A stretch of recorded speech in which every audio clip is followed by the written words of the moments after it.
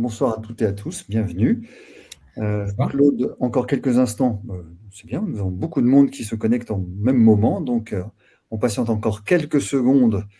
Vous avez le chat à votre droite, n'hésitez pas à vous manifester et au décours de la présentation, je remonterai les questions à nos intervenants, aux experts. Quelques instants, voilà. Marc, bonsoir Marc, voilà, notre ami Marc Morel qui vient de se connecter. Voilà. Et moi, en attendant, j'envoie le lien à notre dernier interlocuteur. Claude, je te laisse la parole Oui, quelques instants.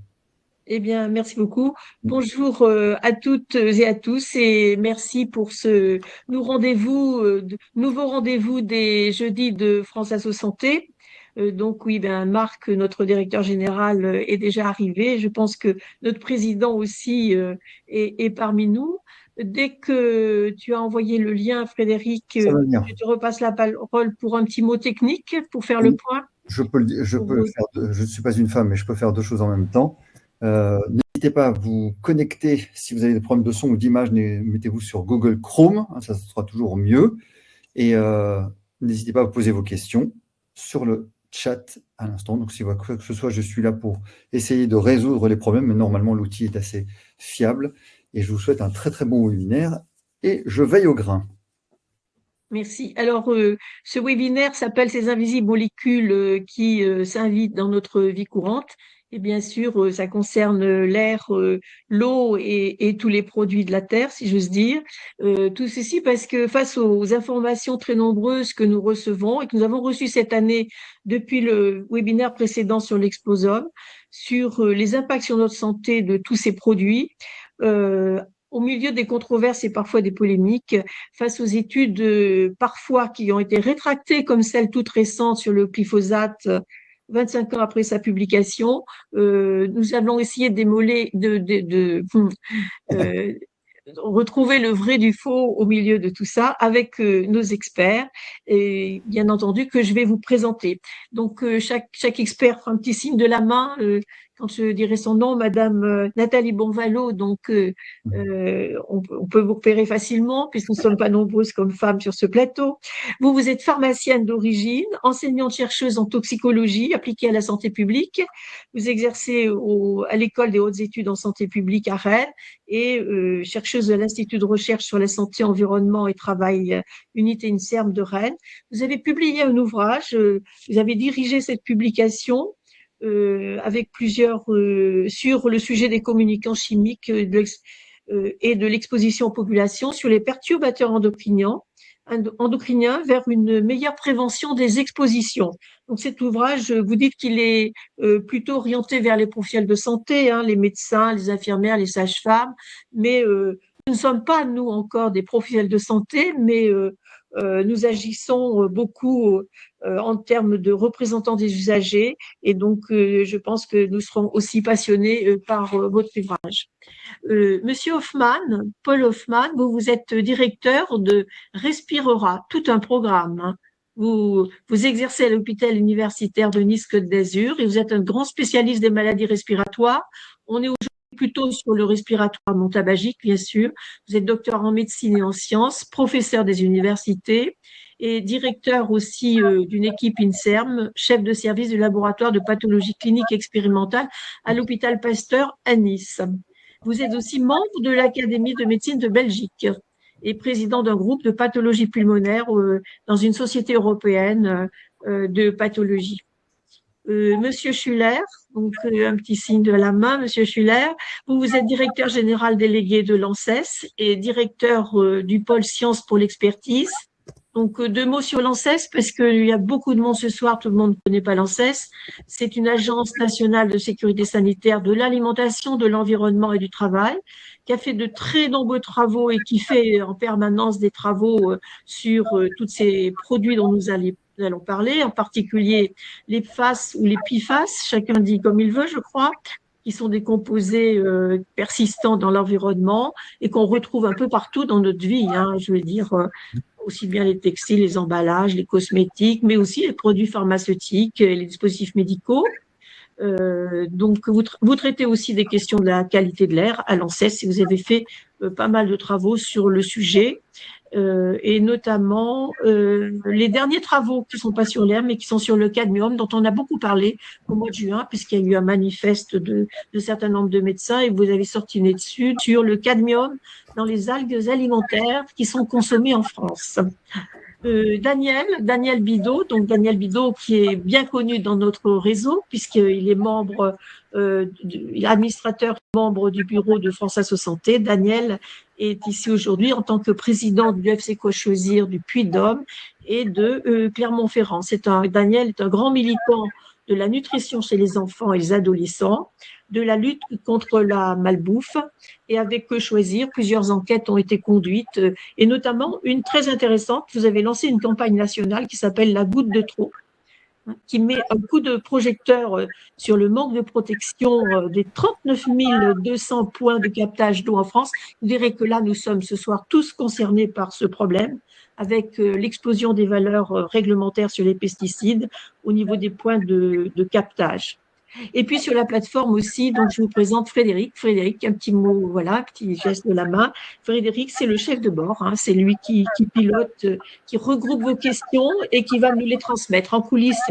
Donc je rappelle notre président Gérard Raymond, notre directeur général Marc Morel, et puis Natacha Ancry qui nous accompagne et qui assure le lien entre nous tous, je dirais, dans les coulisses, puisque parfois, nous avons des problèmes techniques, mais j'espère que nous en aurons très, très rarement. Hein.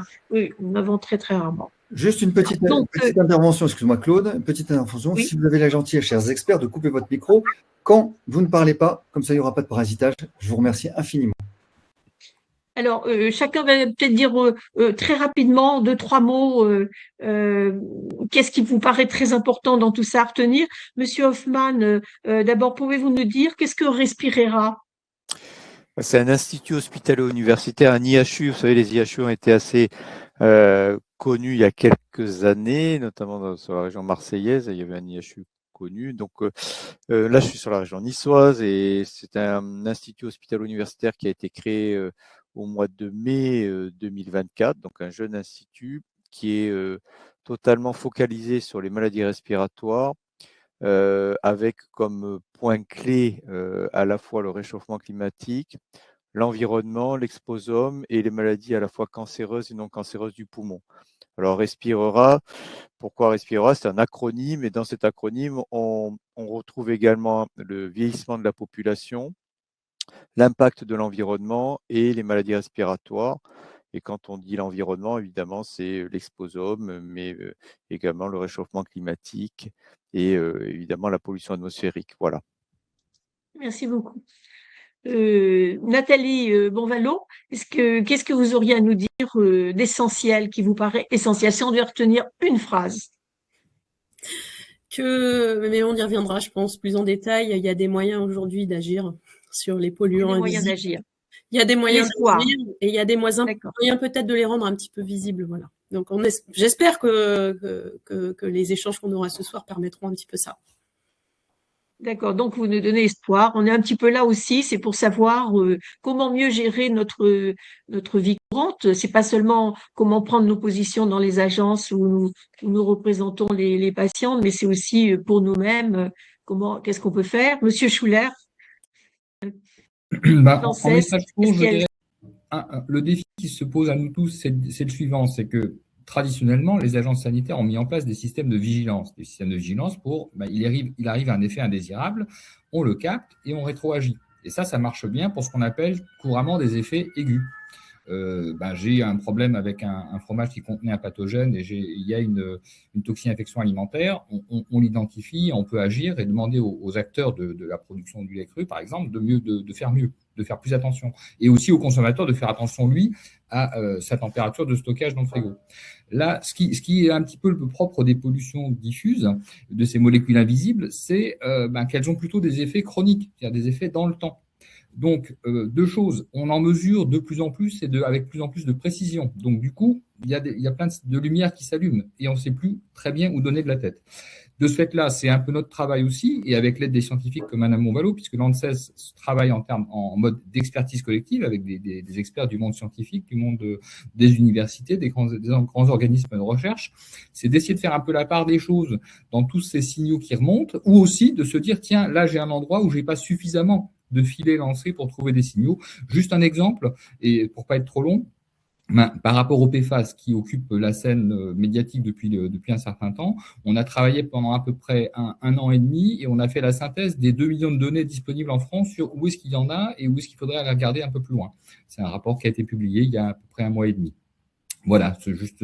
Donc la difficulté étant de dire, parmi tous ces signaux, lesquels sont vraiment importants pour notre attention et sur lesquels il faut que j'évite de m'exposer. Donc, ça peut être de consommer, de boire, de respirer, on ne s'arrête pas. Voilà, et effectivement, d'où les différentes boucles de temps pour agir.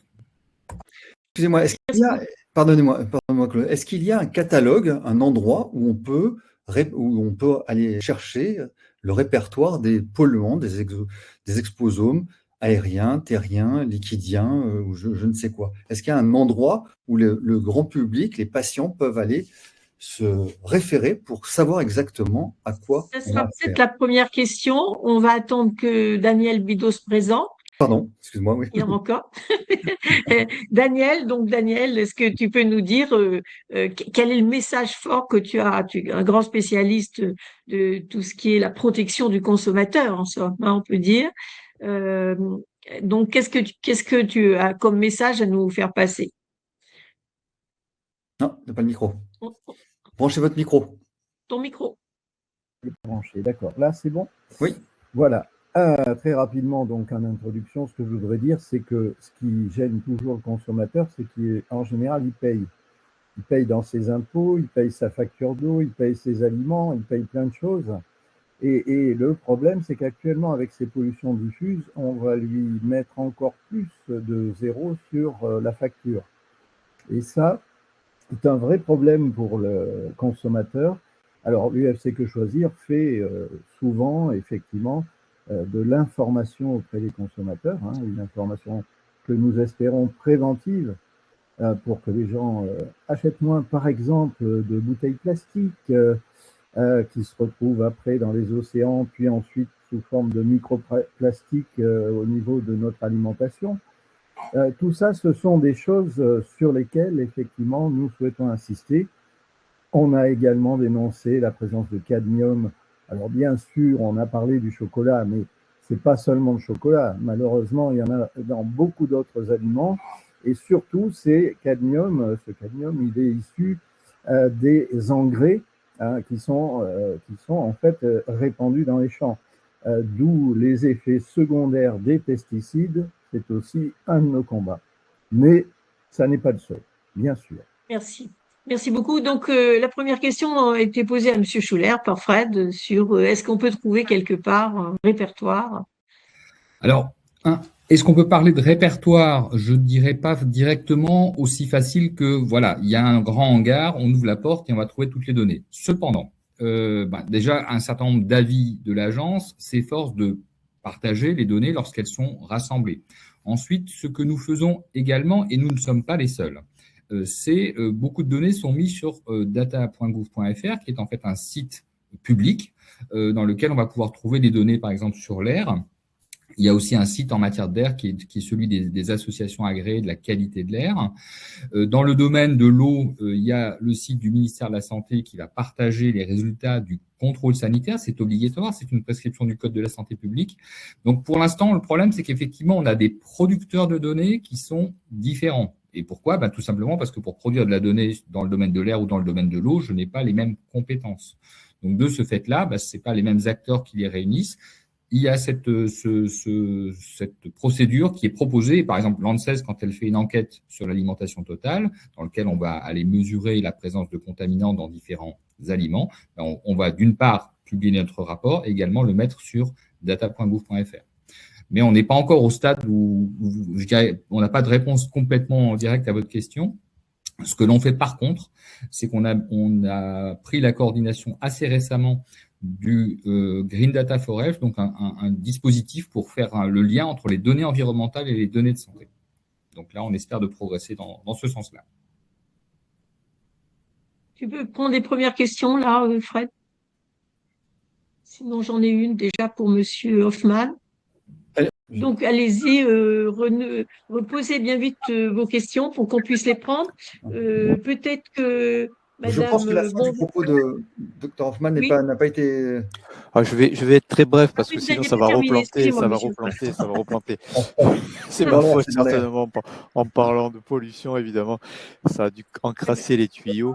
En fait, on se protège de façon individuelle en se connaissant. On le sait très bien. On connaît sa santé, on connaît ses faiblesses. Donc, par rapport à la pollution, quand on est par exemple une personne qui est déjà fragilisée sur le plan respiratoire, on sait qu'on est asthmatique, on sait qu'on a une bronchopneumopathie chronique obstructive, on sait qu'on est essoufflé.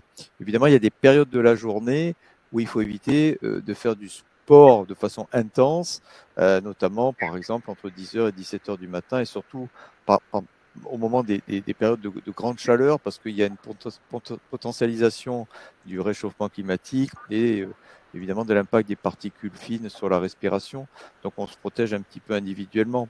On se connaît et donc il ne faut pas faire d'excès à ce moment-là, notamment d'exercice physique. Après, il y a des régions dans une ville, on sait très bien que c'est plus pollué et donc il faut éviter effectivement de se déplacer quand il fait très chaud autour d'un aéroport, surtout à Nice par exemple, autour du port et dans certaines zones de grande circulation. Donc par rapport à la pollution... En aglo, par exemple, on voit que de plus en plus de personnes se déplacent en vélo. Est-ce que ça sert de mettre un masque?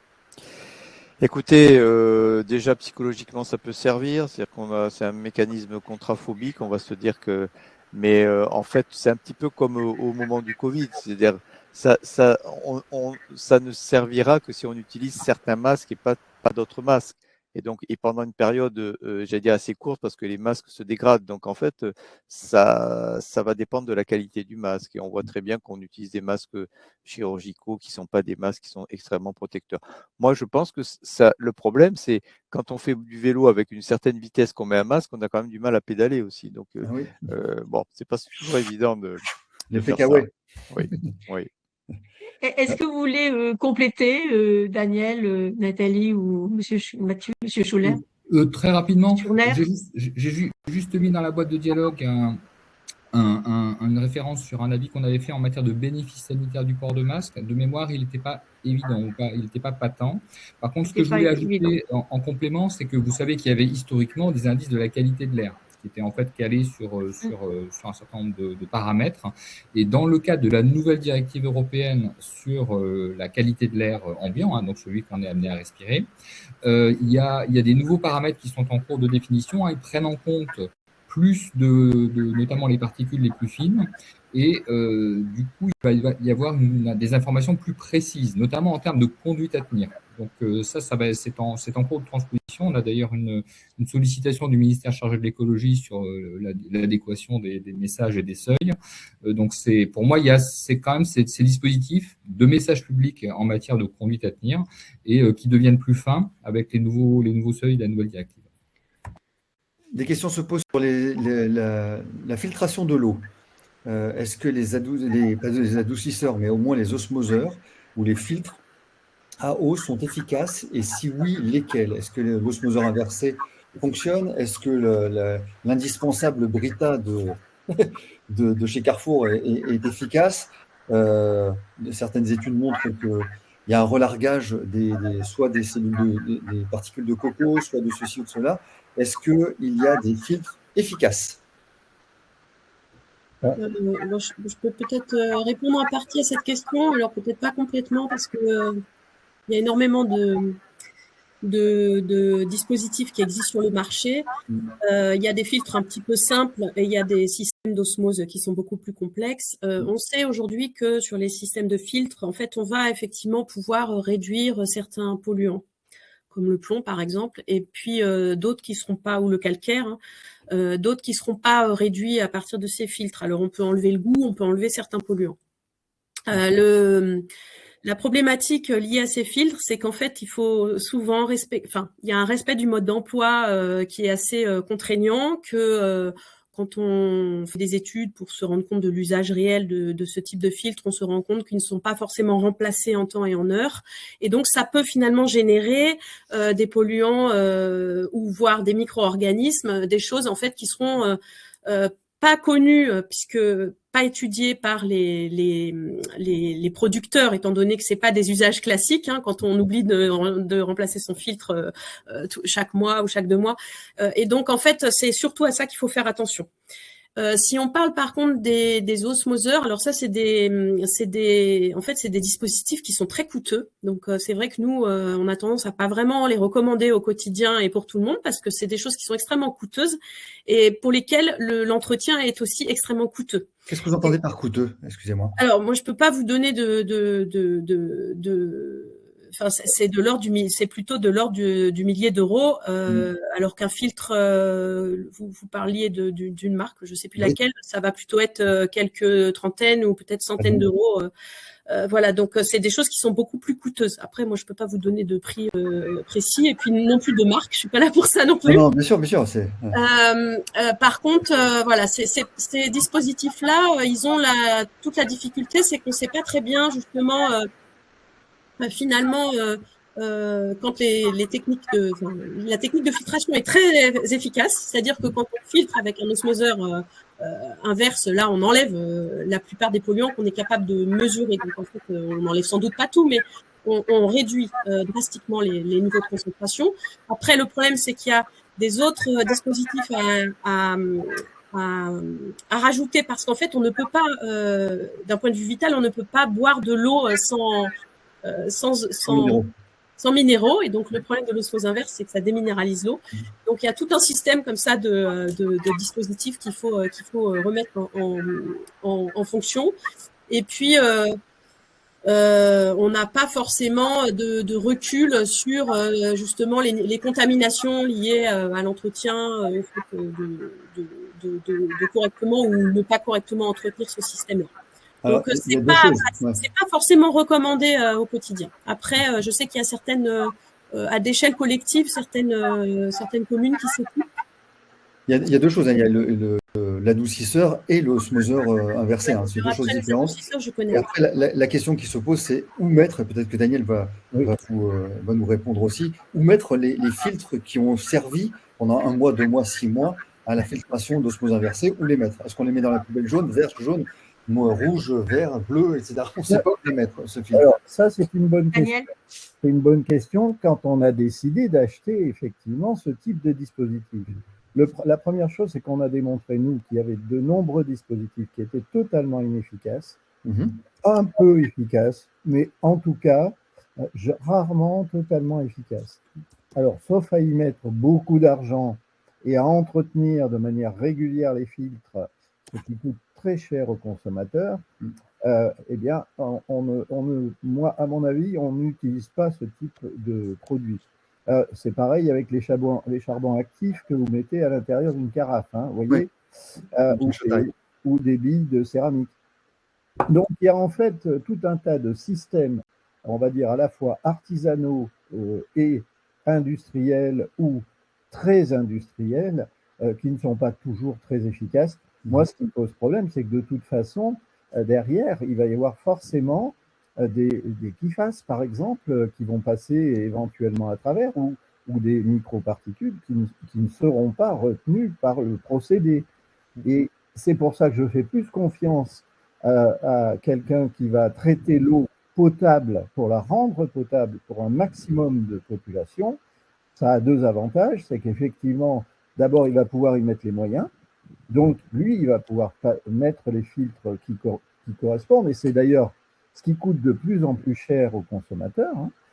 Et puis, à la sortie, vous allez payer quand même votre eau bien moins cher, parce que rapporté au litre, c'est vrai que cette eau qui va passer dans les carafes de filtration et autres, elle vous coûte quand même très cher. Donc, moi, je conseille l'eau potable. Et je conseille effectivement de se renseigner sur les techniques utilisées pour l'eau potable dans la ville que l'on a pour les techniques de purification. Oui, je conseille l'eau potable. Quand tu dis je conseille l'eau potable, tu veux dire par rapport à l'eau minérale en bouteille? Ah oui, alors là, forcément, l'eau minérale en bouteille. Alors déjà, l'eau minérale, il faut quand même bien repréciser que l'eau minérale est une eau non potable, hein, puisque elle n'est pas potable au sens des critères d'une eau que l'on pourrait consommer régulièrement. Alors, ça ne veut pas dire qu'on ne peut pas la boire, mais on se rend compte avec, je dirais, les pièges qui ont été tendus par les industriels de l'eau, que cette eau, on ne peut pas lui faire confiance dans la mesure où on a des industriels qui ont fait un petit peu n'importe quoi avec la législation. Et ça, c'est particulièrement désagréable quand vous payez une eau jusqu'à 10 € le litre, voire les 75 centilitres, et que cette eau se révèle mensongère au niveau de sa dénomination. Et les eaux, alors l'autre problème des eaux de source ou des eaux que l'on se procure en bouteille, c'est qu'elles sont dans des bouteilles le plus souvent en plastique. Et on revient un peu à ce que je disais au départ, c'est-à-dire que là aussi, on va contribuer à la mise en place de microplastiques qui vont revenir de toute façon dans notre alimentation ou dans l'environnement, parce que là aussi, dans l'environnement, on en voit beaucoup, soit autour des décharges, soit effectivement tout simplement dans les plages, sur les plages, parce que quelque part, ça aussi, c'est un problème qui a des effets secondaires sur l'alimentation des poissons, des animaux marins, des crustacés. Et là aussi, on peut retrouver, on avait fait une enquête avec nos collègues belges, espagnols, italiens, concernant justement les microplastiques, et on en avait retrouvé pas mal dans les crustacés, justement. Alors, pas des pourcentages, si vous voulez, qui vont vous rendre malade. Ça ne rend jamais malade, mais ce qui est important, c'est les doses, les microdoses qui se surajoutent les unes avec les autres et qui peuvent avoir des effets secondaires sur votre santé.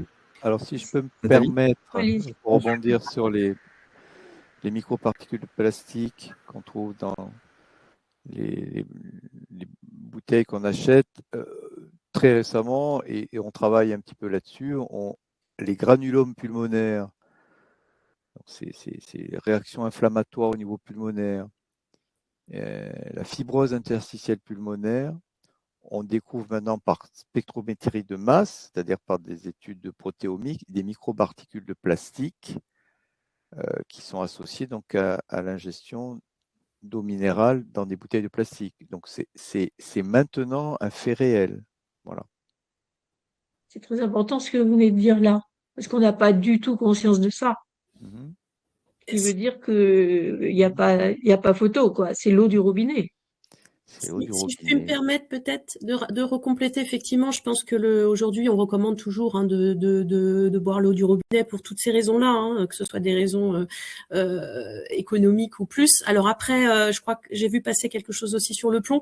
Il faut effectivement juste se renseigner au préalable auprès de la mairie. C'est la mairie qui sait s'il y a des canalisations en plomb, et donc pour éviter de boire des eaux contaminées en plomb. Et je sais aussi que même pour le bébé, on peut recommander l'eau du robinet. Par contre, on déconseille l'usage des carafes filtrantes parce que ça peut dégrader la qualité microbiologique de l'eau. Donc pour les bébés, on évite carrément, puisque c'est vrai qu'on a tendance à mettre. Et sinon, peut-être aussi une autre recommandation qui est assez utile parce qu'on peut voir ça aussi dans notre quotidien et notre entourage, c'est que on conditionne pas l'eau du robinet dans une bouteille en plastique. Car l'eau du robinet, elle est traitée et elle est par exemple chlorée pour enlever justement les micro-organismes, et le chlore va altérer le contenant plastique. Donc ça va être encore pire. Donc quand on boit de l'eau du robinet, on fait bien attention de mettre son eau du robinet dans une bouteille plus inerte. Ça peut être verre de l'inox. Monsieur Schuller, vous voulez compléter sur l'eau avant qu'on passe peut-être à l'alimentation, à la terre, on va dire? Ce que j'ai indiqué, donc, encore une fois, le contrôle sanitaire des eaux, il existe, il a des résultats qui sont disponibles, donc on peut les suivre. Il y a un certain nombre de paramètres, effectivement, qui sont sensibles et sur lesquels il y a eu des plans d'action dans la durée pour en réduire la présence. Les canalisations au plomb, on les a mentionnés. Il y a aussi eu des campagnes de surveillance ou de vigilance sur des canalisations contenant du monochlorure de vinyle, qui était aussi un composant problématique. Donc là-dessus, alors, dire qu'on surveille tout et tous les paramètres, non, ça n'est pas accessible. Pour autant, ce dont je peux témoigner, c'est que si on compare l'air et l'eau, par exemple, dans l'air, j'ai moins de 20 polluants dont la surveillance est réglementée, c'est-à-dire qui est faite à tout instant par les agences régionales les associations agréées de mesure de la qualité de l'air. Dans l'eau, le nombre de paramètres est beaucoup plus important. Alors, est-ce que ça veut dire, de toute façon, enfin, j'ai vu un certain nombre d'interventions disant, de l'eau sans aucune présence d'aucune substance, ni anthropique, ni naturelle, ça n'existe pas. Y compris certaines substances d'ailleurs qui sont d'origine géochimique. On a parlé du cadmium tout à l'heure. Ce qui est important, c'est qu'effectivement, petit 1, ceux qui produisent de l'eau, donc ce qu'on appelle les PRPDE, donc les producteurs, les régies, elles peuvent être privées, elles peuvent être publiques en délégation, et une surveillance adaptée à ce qui se passe autour d'elles. On a parlé tout à l'heure dans la boîte de dialogue de personnes qui ont autour d'elles des vignes ou des activités agricoles ou d'autres activités. Donc, ce qui est important, c'est que le programme de surveillance qui est mis en œuvre, il soit adapté à ce qui est susceptible d'être autour de nous. Et ensuite, effectivement, il y a le contrôle sanitaire des ARS qui vient vérifier ça. En termes de dynamique, parce qu'effectivement, on peut se dire, est-ce qu'on surveille les bonnes choses? Un certain nombre de substances problématiques sont surveillées, elles sont connues. Et ensuite, il y a des choses qui évoluent. La directive eau potable de 1999, qui était la précédente, elle comportait 0 surveillance de PFAS. La nouvelle directive eau potable, celle de 2020, elle présente un contrôle obligatoire sur les PFAS à partir du 1er janvier ou du 15 janvier 2026. L'ANSES a préparé une campagne exploratoire pour voir qu'est-ce qu'on était susceptible de trouver, comment ça allait se situer. Et donc, voilà, c'est de cette manière-là que le contrôle des eaux progresse et que si les difficultés sont rencontrées, le plus efficace, et je crois que ça a été dit par plusieurs autour de la table, c'est quand même de mettre en place des traitements collectifs avec la performance qui va bien. C'est pas toujours simple. Si on met en place une osmose inverse, c'est beaucoup plus coûteux et beaucoup plus compliqué que d'autres choses. Ça dépend vraiment du niveau de pression qu'il y a dans les ressources en eau en amont de la distribution. Juste une question, Nathalie, pour vous, excusez-moi, vous avez rédigé un ouvrage que je partage là tout de suite. Est-ce que pour vous, donc perturbateurs endocriniens, est-ce que pour vous, les principaux perturbateurs endocriniens sont véhiculés par l'eau ou par d'autres éléments aussi, par l'air, par la terre, par l'alimentation, etc. C'est pas que l'eau, non, c'est tout. Et j'aurais même tendance à dire, mais c'est tellement dépendant des molécules. Et le problème, c'est comme on est, on est entouré de beaucoup de molécules chimiques, souvent à bas bruit d'ailleurs. Ce sont pas des niveaux très élevés forcément, mais très très différentes. Donc des molécules qui nous viennent de l'eau, de l'air, de l'alimentation, de nos produits du quotidien, de nos produits de loisirs, de nos cosmétiques. Donc en fait non, il n'y a pas que l'eau, bien au contraire. Et c'est d'ailleurs sans doute pas l'eau qui est majoritaire dans ce cadre-là. En tout cas pas pour les polluants qu'on étudie beaucoup. On va passer un petit peu à comment dépolluer nos assiettes, qu'est-ce qui peut améliorer nos habitudes alimentaires. Par exemple, une question extrêmement pratique, comment peut-on dépolluer les fruits et légumes? On dit que les fruits contiendraient plus de polluants et de pesticides que les légumes, je ne sais pas si c'est vrai, et que laver nos fruits et légumes dans une eau, les faire tremper dans une eau bicarbonatée, par exemple, ça aide à la dépollution. Est-ce que c'est vrai? Est-ce qu'il y a d'autres choses? Bien sûr qu'on sait qu'il faut les peler, les éplucher. Moi, j'ai envie de répondre en partie à cette question. Alors, peut-être pas pour... cette question, elle est assez complexe. Je pense que quand on parle d'alimentation, ce qui est important aujourd'hui, et surtout en France, c'est aussi les recommandations nutritionnelles. Je crois qu'il faut pas vouloir tomber dans l'extrême, bien avoir en tête qu'aujourd'hui en France, les Français ne respectent pas les recommandations nutritionnelles qui permettent d'être en bonne santé. Donc effectivement, il faut bien remettre ça quand on parle de la pollution des fruits et légumes. Moi, je trouve que c'est toujours bien de remettre en perspective sur le fait que manger des fruits et légumes, ça reste quand même nécessaire, très utile. Il faudrait pas laisser croire que les fruits et légumes sont pollués, donc ne pas les manger. Donc effectivement, après, il y a des possibilités qui sont, quand on le peut, s'orienter pour certains types d'aliments sur une alimentation qui serait par exemple fabriqués à partir de l'agriculture biologique, puisqu'on sait quand même qu'en agriculture biologique, même s'il reste certains produits phytosanitaires utilisés, il y en a beaucoup moins et ils sont moins toxiques d'une manière générale. On peut aussi effectivement éplucher les fruits et légumes qui sont épluchables. On va pas forcément éplucher ou s'amuser à éplucher son grain de raisin ou sa framboise quand on mange voilà des choses. Donc peut-être aussi des choses qu'on peut faire, c'est les fruits et légumes qu'on mange le plus souvent. Voilà, avoir une approche. Je pense qu'il faut vraiment penser exposition, diversifier aussi ses sources d'alimentation, parce qu'en fait, on peut pas non plus tout retirer des fruits et légumes, au détriment aussi de retirer peut-être toutes les bonnes vitamines et tout ce qui est bon pour notre organisme. Donc les recommandations principales, c'est vraiment d'avoir une alimentation équilibrée, si possible biologique quand on peut, locale, parce que un fruit ou légume qui pousse dans des bonnes conditions sera meilleur en termes nutritionnels aussi. Et puis ensuite, on peut essayer de trouver il y a des documents qui existent aussi. Je pense que c'est l'association Génération Future qui publie régulièrement des choses intéressantes en se basant sur les données des contrôles par exemple du ministère de l'Agriculture et de la Direction générale de la consommation, de la concurrence et des fraudes, la DGCCRF, qui permet de voir qu'il y a des fruits et légumes qui sont plus contaminés que d'autres, par exemple. Alors plus contaminé, ça peut être en nombre de molécules ou ça peut être en quantité. Donc il faut aussi voir ça.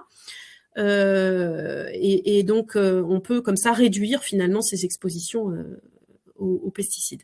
Après, il n'y a pas que les fruits et légumes, il y a aussi les céréales. Donc il faut avoir en tête qu'il n'y a pas que les fruits et légumes qui exposent, il y a aussi tout ce qui est en lien avec la panification et les céréales, par exemple.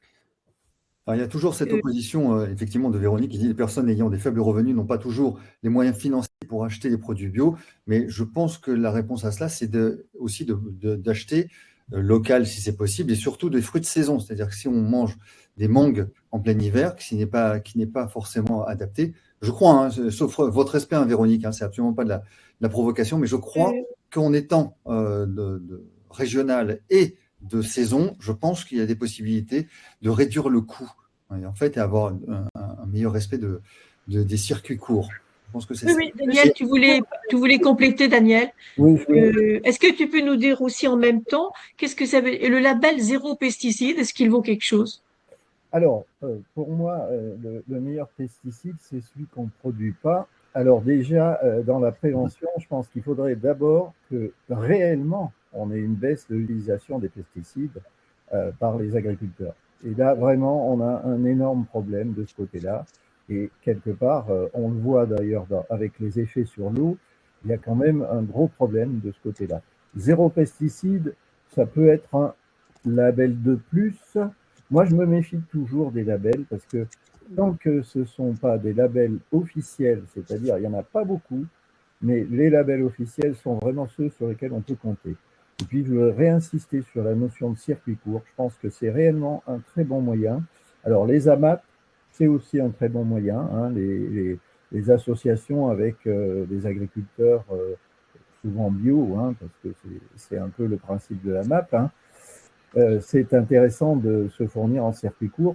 Mais moi, ce pourquoi on se bat à l'UFC Que Choisir, c'est justement que la production envers tous les consommateurs et pour tous les consommateurs soit une production qui ne soit pas, je dirais, dangereuse pour la santé. Alors, c'est pour ça qu'on insiste effectivement sur les recommandations du Nutri-Score, qui nous paraissent essentielles et sur lesquelles on se bat énormément, malgré des lobbies qui sont particulièrement à l'œuvre à Bruxelles et en France pour interdire ou pour limiter les effets du Nutri-Score. Moi, j'insiste beaucoup là-dessus parce que c'est très important. Alors, les labels sont importants. Ils peuvent être un guide pour choisir un produit. Alors, en principe, un produit bio, par exemple, un produit label rouge, pourquoi pas.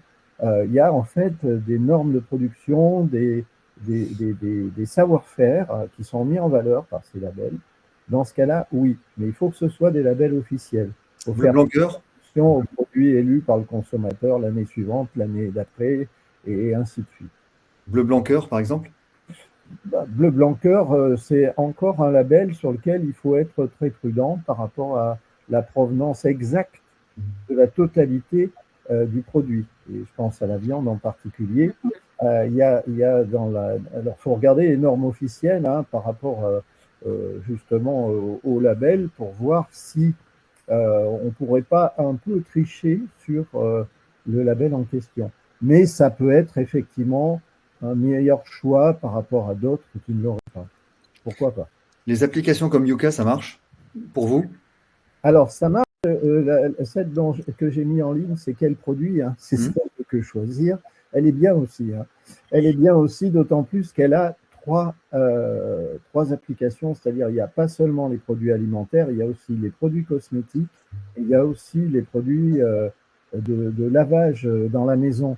Et quand on parlait tout à l'heure des pollutions, on ne parle pas toujours des pollutions internes dans l'appartement, dans la maison, qui sont aussi des pollutions qui peuvent être induites soit par des désodorisants, par des produits qu'on branche sur des prises et qu'on laisse brancher, alors soit pour le musique en été, soit pour désodoriser dans des WC.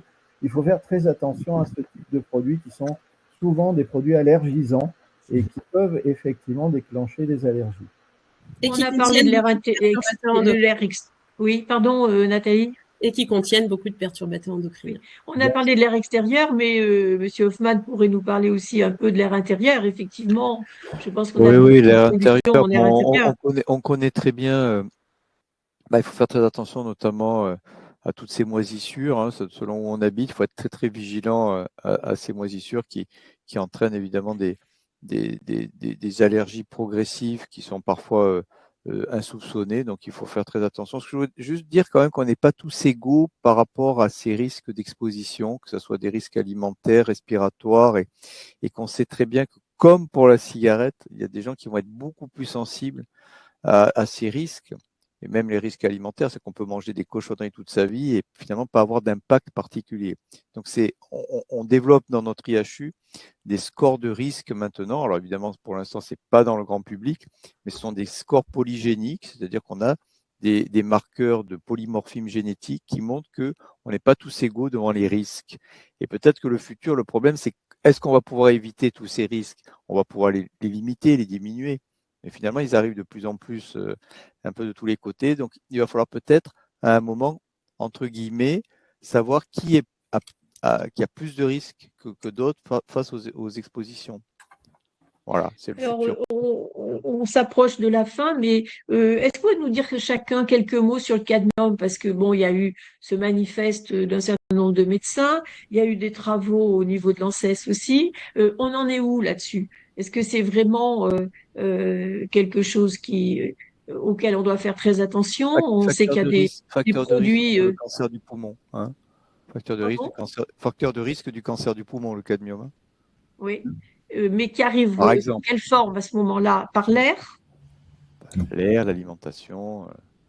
Alimentation, principalement. Sur les produits qui en contiennent plus, on sait le chocolat, il n'y a pas que le chocolat. C'est quelque chose de très mystérieux parce qu'on a parlé tout à l'heure des particules de plastique que l'on peut ingérer. Il faut savoir que les particules de plastique, on les respire aussi et qu'il y a des maladies respiratoires maintenant qui sont induites par ces microparticules de plastique. Donc attention aussi de bien être vigilant aux différentes portes d'entrée. Ça veut dire quoi? Ça veut dire que vous parlez aussi des vêtements, de la façon dont on s'habille, ça peut avoir un impact?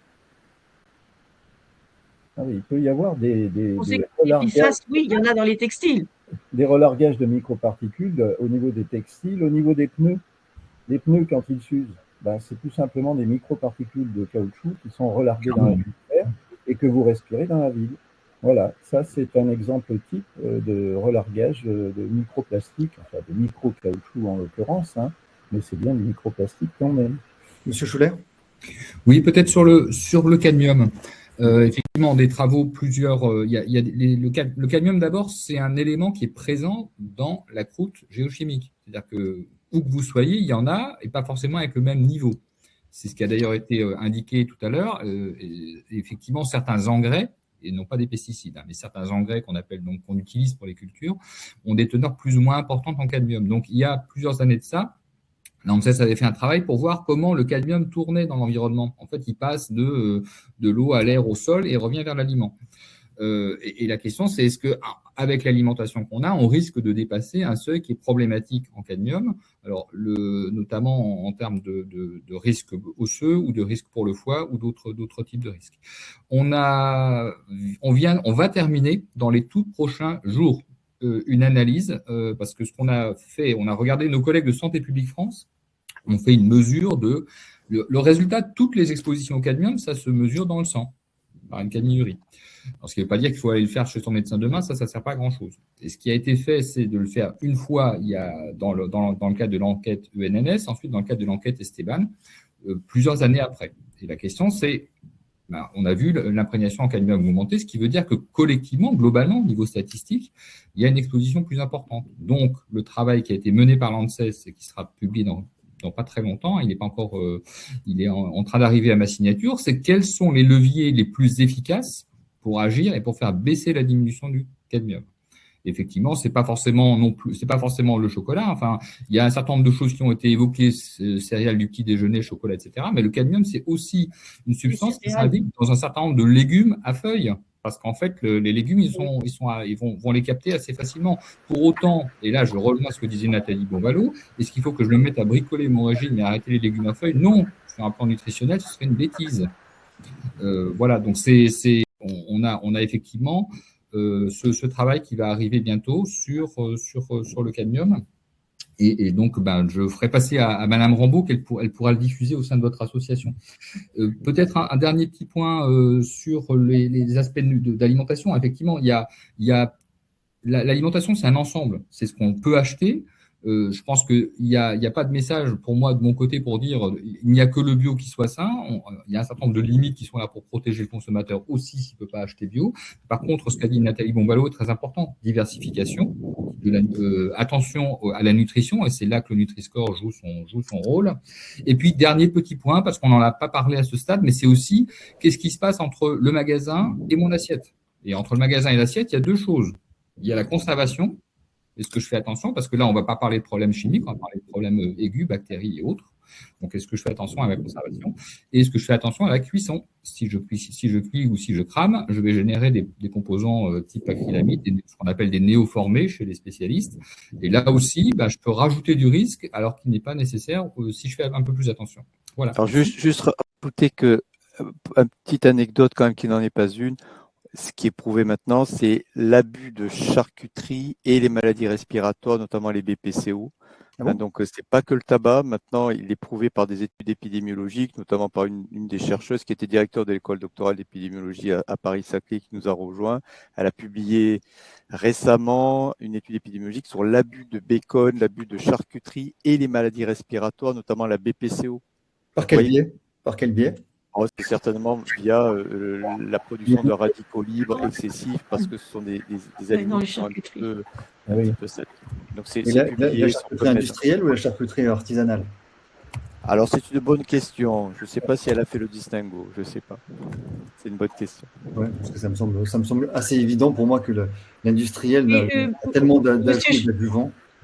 Monsieur Schuller, vous avez abordé la question effectivement de la cuisson pour aller jusqu'à l'assiette. Vous pouvez nous dire quelques mots de l'acrylamide, puisque l'ANSES, d'abord, qu'est-ce que c'est?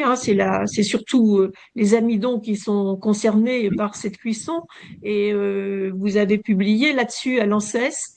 C'est pas très concluant pour l'humain, si j'ai bien lu l'étude. C'est concluant sur les animaux. Oui. Et tout de même, il y a des doutes. Pour autant, donc, est-ce que vous pouvez nous dire c'est quoi l'acrylamide, comment ça se forme? Alors, l'acrylamide, c'est effectivement un composant, c'est ce que j'appelais tout à l'heure un néoformé. C'est pas quelque chose qui est présent dans l'ingrédient avant que je le cuise, c'est lié à la manière dont je vais le cuire. Donc, si effectivement je vais carboniser mes aliments un peu trop fort, je parle pas de brunir et d'avoir une jolie réaction de Maillard, je parle de quelque chose de beaucoup plus marqué. Je peux avoir une production d'acrylamide, qui est un composé dont la toxicité est avérée sur animaux, et c'est pour ça qu'on recommande d'y faire attention. Ça peut être présent aussi bien dans une cuisson trop importante ou dans des produits de pain qui sont carbonisés, etc. Donc ça fait partie des points d'attention. C'est cuire trop, quoi. C'est ça? C'est une cuisson de l'amidon à haute température, les frites par exemple, trop cuites. Voilà, il faut les blondir, mais pas les griller, des choses comme ça, quoi. Typiquement. On dit aussi que le café, c'est quoi la relation entre le café et l'acrylamide? C'est parce qu'il est torréfié et qu'il est grillé à haute température? Oui, mais alors j'ai pas forcément les éléments, je ne vais pas vous dire de bêtises, mais il n'y a pas pour moi de problématique d'acrylamide liée dans le café, en tout cas pas que j'ai en tête. Bien, d'autres questions, Frédéric? Il y en a beaucoup, mais on arrive presque au terme, donc j'ai des scrupules. Mais comme on a eu quelques plantages, il y a cadmium et cancer du sein, c'est démontré, mais c'est aussi les phtalates, les bisphénols, les parabènes. Bref, un joli cocktail, comme dit André, effectivement. Perturbateur endocrinien, Madame Bonvalo. Oui, bien sûr, évidemment. Mais là, en fait, c'est pour ça qu'il faut qu'on essaye, nous, de donner finalement des solutions pour réduire ces expositions, parce que la problématique des cocktails, aujourd'hui, on ne sait pas bien encore justement hiérarchiser quels composés ont plus de poids dans ces maladies-là, parce qu'en fait, quand on calcule le poids de l'environnement dans les maladies, en fait, on prend pas en compte le tout, on prend en compte que quelques éléments, et du coup, on n'a pas, il y a vraiment une part cachée on présente souvent un iceberg parce qu'il y a beaucoup de choses qu'on ne sait pas, et du coup, ça doit pas empêcher de réduire les expositions parce qu'il y a vraiment des moyens de les réduire, et donc de faire des actions simples, hein, c'est pas forcément des choses très compliquées. De l'environnement intérieur, aérer son logement 10 minutes, même s'il y a de la pollution atmosphérique dehors, si on aère parce qu'on s'habitue, diversifier ses sources d'alimentation, changer, tous les jours du saumon. Je voyais quelqu'un qui demandait si on peut manger du poisson. Oui, il faut manger du poisson, c'est très bon, c'est plein de très bons nutriments, et ben on privilégie les poissons non gras, ou alors les petits poissons gras, et pas les gros poissons, puisqu'ils sont prédateurs, ils sont en bout de chaîne, ils vont être beaucoup plus contaminés. Donc en fait, il y a plein de choses à faire, mais souvent les messages, il y en a beaucoup, on sait pas bien lesquels considérer, lesquels peut-être prendre en compte en premier. Sur les cosmétiques, c'est pareil, on ne se met pas n'importe quoi sur la peau, on fait très attention à ça, parce que ça rentre aussi dans le corps. Et donc c'est ces cocktails, oui, il faut arriver il faut qu'on arrive à travailler plus là-dessus. Il n'y a pas que le cadmium et qu'il n'y a pas que les parabènes, c'est un tout, effectivement. Est-ce que vous corroborez le fait que physiologiquement, quand même, notre corps est une usine à détoxifier aussi? Est-ce que vous corroborez le fait que en faisant de l'activité physique, en faisant du sport, parce qu'on fait une nuance entre l'activité physique et le sport, le fait de transpirer et d'exhaler un certain nombre de toxiques, ça peut aider aussi à augmenter le métabolisme de détoxification que pourrait opérer le foie, par exemple? Alors après, tout n'est pas excrété par la sueur, hein, donc bien sûr, en partie, j'entends. Ça suffira pas, mais de toute façon, se maintenir en activité physique, c'est se maintenir en bonne santé. Donc le fait d'être en bonne santé, d'avoir une alimentation équilibrée, ça permet à nos systèmes enzymatiques dans le corps d'être aussi plus performants. On sait très bien que quand on est en carence, on a plus de difficultés, effectivement. Voilà. Alors, si je peux me permettre, la prévention, il y a un programme actuellement en France par le gouvernement qui est lancé sur la prévention. Ça passe aussi en supprimant les addictions. Parce qu'on parle beaucoup de choses qui sont peut-être difficilement maîtrisables, mais si on arrête de boire de l'alcool et faire du vaping quand on veut s'arrêter de fumer, le vaping, c'est une catastrophe